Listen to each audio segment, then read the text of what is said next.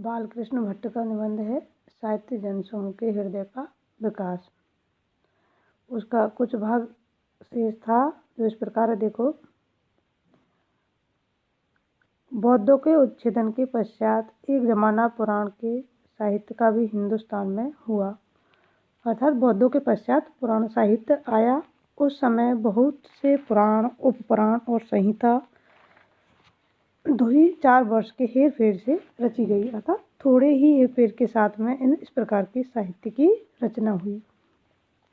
जब हम लोगों में जो धर्म शिक्षा, समाज शिक्षा और रीति नीति प्रचलित है, यहाँ जो धर्म शिक्षा है, समाज शिक्षा, रीति नीति प्रचलित है, वह सब शुद्ध वैदिक एक भी नहीं है। सब हेर फेर के साथ, परिवर्तन के साथ अभिव्यक्त हुई है। थोड़े से ऐसे लोग हैं जो अपने को स्मार्ट मानते हैं। कुछ लोग तो कैसे हैं जो अपने को क्या मानते हैं? स्मार्ट मानते हैं कि हम स्मार्ट है। और उनमें से जो अलबत्ता अधिकांश वेदोक्त कर्म का यत्किंचित प्रचार करते हैं, वेदोक्त जो कर्म है उसका प्रचार पाया, सो भी केवल नाम मात्र को, वह भी बहुत ही कम। पुराण उसमें बीच बीच आ घुसा है, ठीक है। उसमें जो पुराण साहित्य है वह भी बीच बीच में आकर के मिल गया है। हमारी विद्वान छिन्न भिन्न दशा, जिसके कारण हजार चेष्टा करने पर भी जातीयता हमारे में आती ही नहीं, सब पुराण की ही कृपा है। अर्थात जो जातीय है, जो जातिवाद है, यह जातिवाद भी पुराणों के पश्चात ही हमारे समाज में आया है। जब तक शुद्ध वैदिक साहित्य हम लोगों में प्रचलित था, तब तक जातीयता के दृढ़ नियमों में जरा भी अंतर नहीं होने पाया।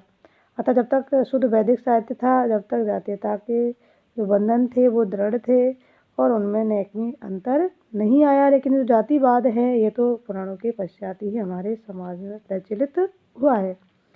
पुराणों के साहित्य के प्रकार से एक बड़ा लाभ भी हुआ है। क्या लाभ हुआ है? देखो, वेद के समय की बहुत सी घिनौनी रीतियाँ और रस्मों को, जिनके नाम लेने से ही हम घिना उठते थे,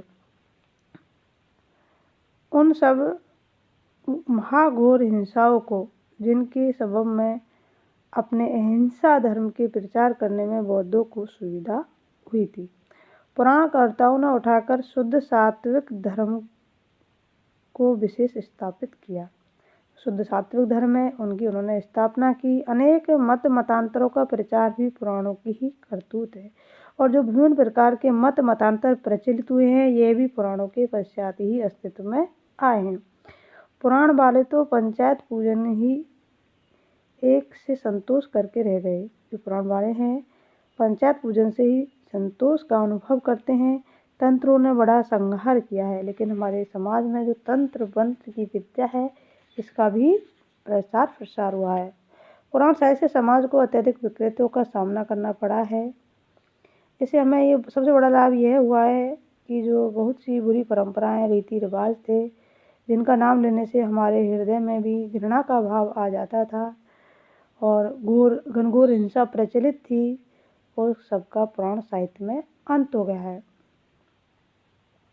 और बौद्धों ने वेदों में प्रतिपादित पशु हिंसा का विरोध किया और अहिंसा परमो धर्म का प्रचार किया। इस प्रकार से जो पुराणों के रचयिता ऋषियों ने विशेष रूप से कर्म धर्म के समाविष्ट का कार्य किया है और पशु बलि को दूर करके हिंसा से मुक्त करने का जो सात्विक धर्म का प्रतिपादन किया है, वह बहुत ही प्रशंसनीय है।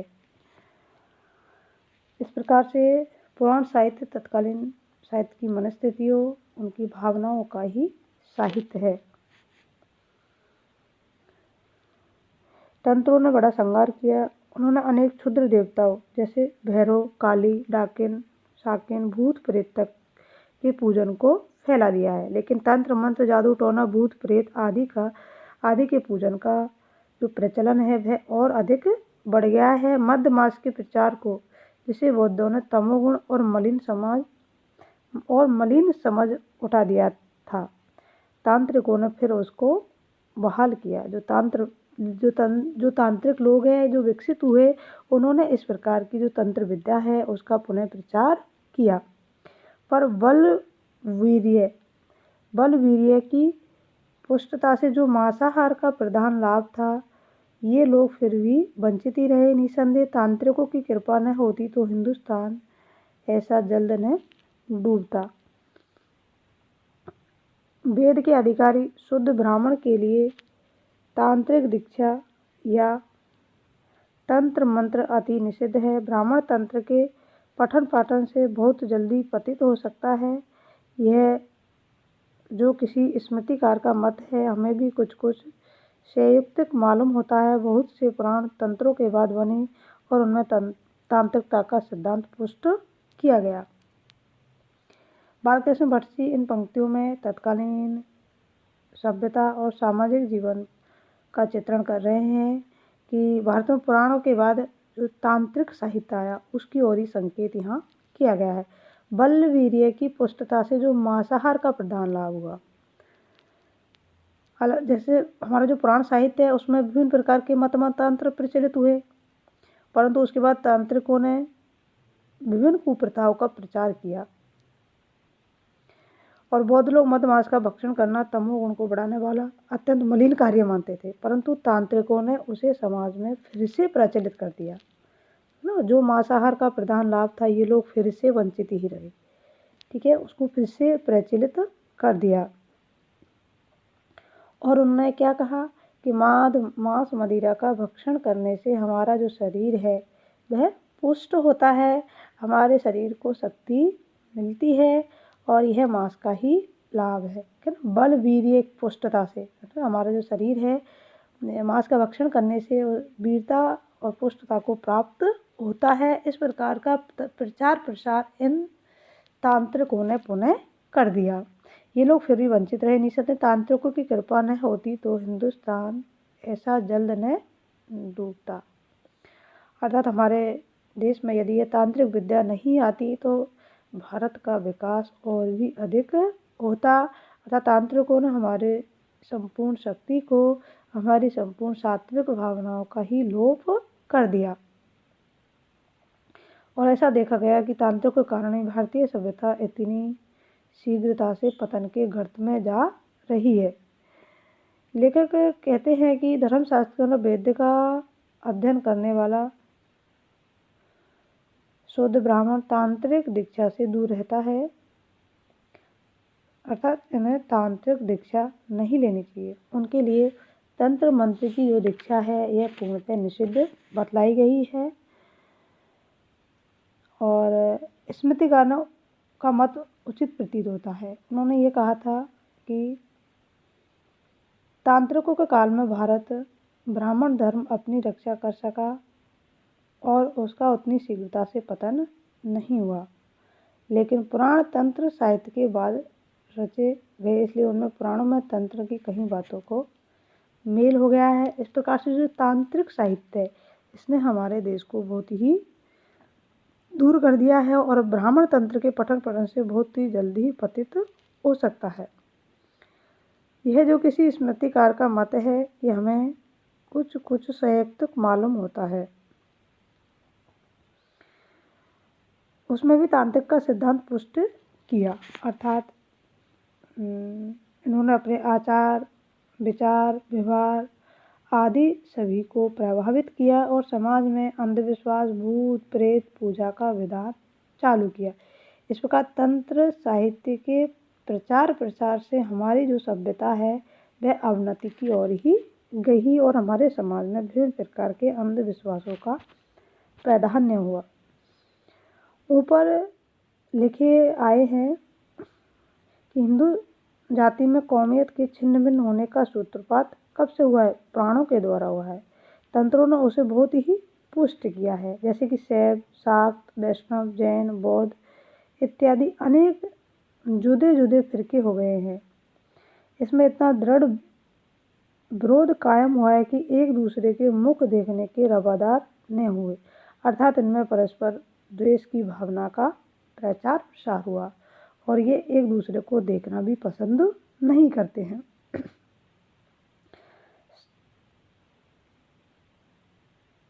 जब समस्त हिंदू जाति की एक वैदिक संप्रदाय न रही तो वह वही मसलन चरितार्थ हुई। कैसे?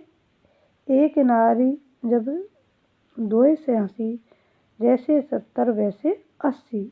हमारी एक हिंदू जाति के असंख्य टुकड़े होते होते यहाँ तक खंड हुए कि अब तक नए नए धर्म मत प्रवर्तक होते ही जाते हैं। अर्थात हमारी जो एकता अखंडता जैसे ही समाप्त हुई, उसके बाद वह इतनी विखंडित हो गई कि अब तो नए नए धर्म और नए नए मत प्रवर्तक ही बनते जा रहे हैं।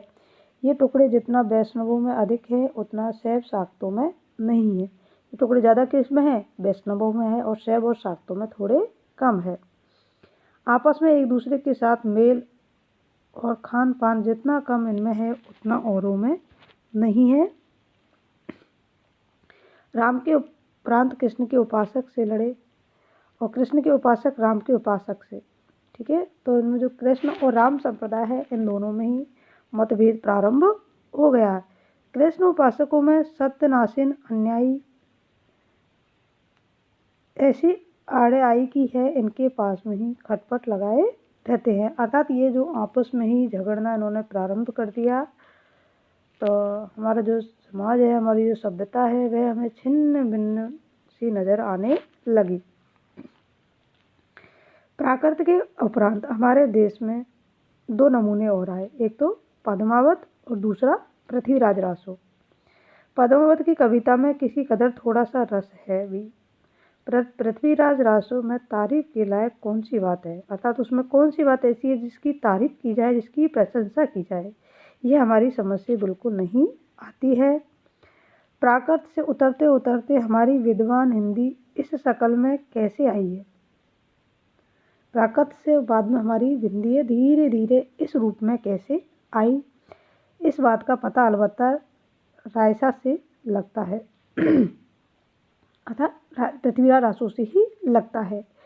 मत मतांतर के साथ ही साथ हमारी भाषा भी, जिस प्रकार विभिन्न प्रकार के मत मतांतर प्रचलित हुए, उस प्रकार हमारी भाषा भी गुजराती, मराठी, बंगाली इत्यादि के भेद से प्रत्येक प्रांत की जुदी जुदी भाषा हो गई। मतलब अलग अलग प्रांत की अलग अलग भाषा के रूप में यह हो गई।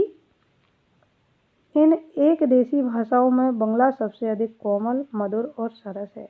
और ये जो भाषा है क्षेत्रीय भाषा, इनमें बंगला सबसे मधुर है, कोमल है और सरस है। वहाँ का साहित्य भी बहुत ही श्रेष्ठ है।